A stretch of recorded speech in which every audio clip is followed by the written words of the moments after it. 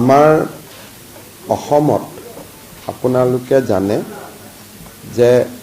9,35,682 জন ব্যক্তিৰ আধাৰ কাৰ্ড ভাৰত চৰকাৰে যদিও বায়োমেট্ৰিক সংগ্ৰহ কৰিছিলে কিন্তু আধাৰ কাৰ্ডসমূহ বিতৰণ কৰাটো বন্ধ কৰি ৰাখিছিলে। এই লোকসকল সেই লোকসকল আছিল যিসকলে ফেব্ৰুৱাৰী 2019 পৰা আগষ্ট 2024 এই সময়ছোৱাৰ ভিতৰত এনআৰচি বা আধাৰ কেন্দ্ৰসমূহত বায়োমেট্ৰিক দিবৰ বাবে তেওঁলোকে সেই কেন্দ্ৰসমূহলৈ গৈছিল।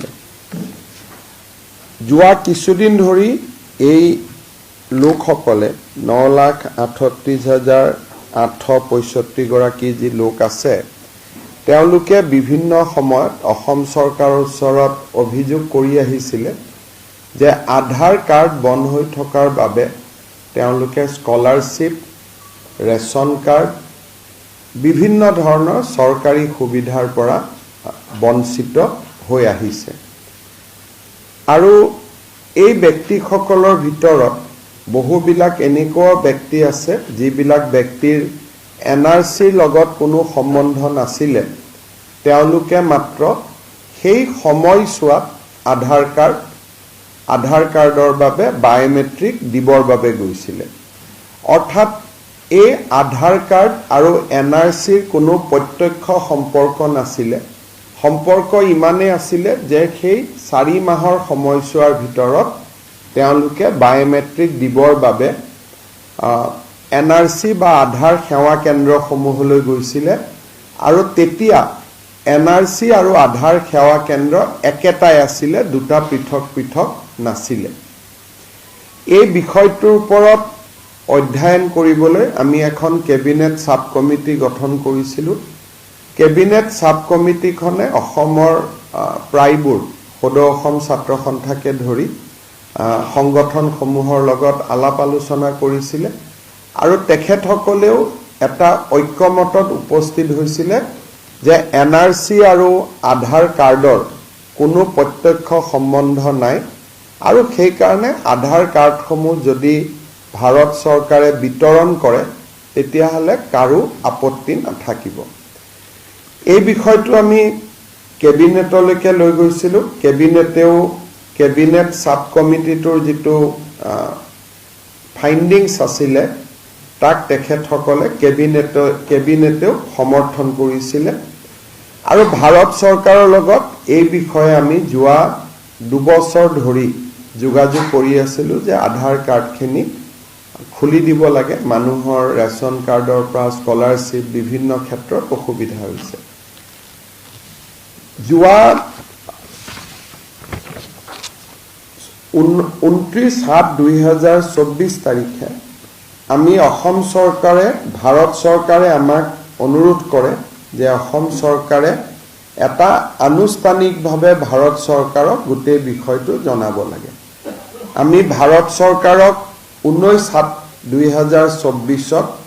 এটা ফৰ্মেল প্ৰপ'জেল দিওঁ যে এই 9,35,682 জন ব্যক্তিৰ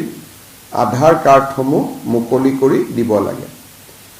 আমি দিয়া পত্ৰখনৰ ওপৰত ভাৰত চৰকাৰে চলিচিটৰ জেনেৰেল অফ ইণ্ডিয়াৰ পৰামৰ্শ লয় আৰু যোৱাকালি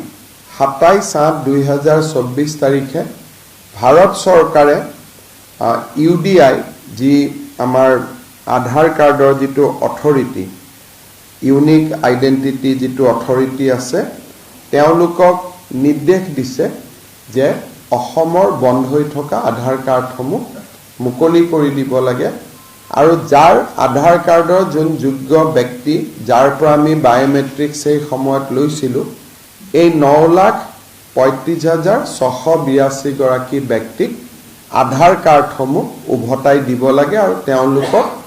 আধাৰ কাৰ্ড লোৱাত যি বাধা আছিল সেই বাধা ভাৰত চৰকাৰে আনুষ্ঠানিকভাৱে প্ৰত্যাহাৰ কৰিছে। ইয়াৰ ফলত এতিয়া অসমত এই এটা বহুদিনৰ যিটো এটা ইস্যু পুঞ্জীভূত হৈ আছিলে 9,35,682 গৰাকী ব্যক্তিৰ তেওঁলোকৰ আধাৰ কাৰ্ড পোৱা পথ প্ৰশস্ত হ'ল আৰু মই ভাবো যে অহা 15 দিন এমাহৰ পৰা ভিতৰৰ পৰা তেওঁলোকে নিজৰ নিজৰ আধাৰ কেন্দ্ৰত গৈ আধাৰসমূহ সংগ্ৰহ কৰিব পাৰিব য'ত য'ত তেওঁলোকে বায়োমেট্ৰিক্স দিছিলে বা ইউডিআই কৰ্তৃপক্ষই বেলেগ ব্যৱস্থা কৰিব পাৰে তেওঁলোকে ক'ত আধাৰ কাৰ্ডখিনি সংগ্ৰহ কৰি লাগিব কিন্তু ভাৰত চৰকাৰে ইতিমধ্যে যিহেতু আগৰ যিটো নিষেধাজ্ঞা সেইটো তেওঁলোকে প্ৰত্যাহাৰ কৰিছে আৰু এতিয়া আধাৰ কাৰ্ড পোৱাৰ পথ সকলোৰে প্ৰশস্ত হ'ল এটা বহুদিনীয়া এটা যিটো ইস্যু আছিলে সেইটো আনুষ্ঠানিকভাৱে ৰিজলভ হ'ল বুলি মই আশা কৰিছোঁ কেন্দ্ৰীয় গৃহমন্ত্ৰী ডাঙৰীয়াক এই বিষয়টো লৈ মই ব্যক্তিগতভাৱে সাক্ষাৎ কৰি মানুহখিনিৰ কথা বুজাইছিলোঁ আৰু তেখেতেও বিশেষকৈ গোটেই বস্তুখিনি বুজি তেখেতে নিজে অনুমোদন দিয়ে যে আধাৰ কাৰ্ডসমূহ মানুহক ঘূৰাই দিব লাগে মই কেন্দ্ৰীয় গৃহমন্ত্ৰী অমিত শ্বাহ ডাঙৰীয়াকো আনুষ্ঠানিকভাৱে অসম চৰকাৰৰ হৈ ধন্যবাদ জনাইছোঁ যে বিষয়টো এটা নিষ্পত্তি হোৱা বাবে এই কথাটো ক'বৰ কাৰণে আপোনালোকক মই মাতিছিলোঁ আৰু ভাৰত চৰকাৰৰ যিখন অফিচ মেমৰেণ্ডাম তাৰ কপি এটা আপোনালোকক আমি দি দিম যাতে আপোনালোকে এই মেমৰেণ্ডামখন বহল প্ৰচাৰ কৰিব পাৰে